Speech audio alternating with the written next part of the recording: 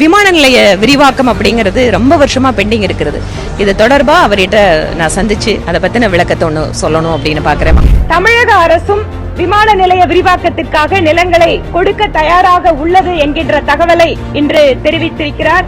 எப்படி ஒரு விமான நிலைய விரிவாக்கத்திற்கு நிலங்களை கொடுக்கின்ற பொழுது மாநில அரசு எந்தவித நிபந்தனையும் இல்லாமல் அதை மத்திய அரசிடம் ஒப்படைக்க வேண்டும். அதற்கு பின்பாக மத்திய அரசு ஆயிரக்கணக்கான கோடிகளை செலவு செய்து அந்த விமான நிலையத்தை மேம்படுத்தும்.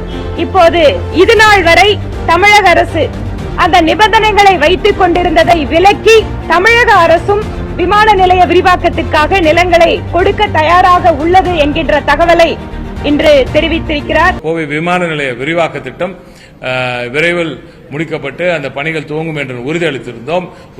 ஒரு வாரம் 10 நாளுக்கு முன்னாடியே நான் ட்வீட் கூட போட்டிருந்தேன். அதுல எல்லா பணிகளும் நிறைவடைந்து அடுத்த கட்டத்துக்கு நகர்த்தி இருக்கிறோம்.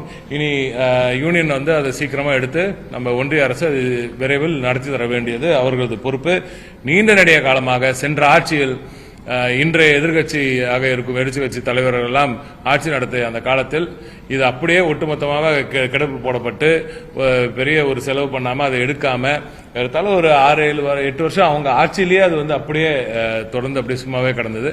ஆனால் திராவிட நாயகன் அவர்களின் ஆட்சி வந்த பிறகுதான் இதுக்கான முழு நிதி ஒதுக்கப்பட்டு நிலங்கள் முழுமையாக எடுக்கப்பட்டு இப்ப அந்த பணி முடிவடைந்து தேர்தலில் இந்த சமீபத்தில் நடந்து முடிந்த தேர்தலில் கொடுத்த வாக்குறுதியை இப்பொழுது நாங்கள் காப்பாற்றுகிறோம்.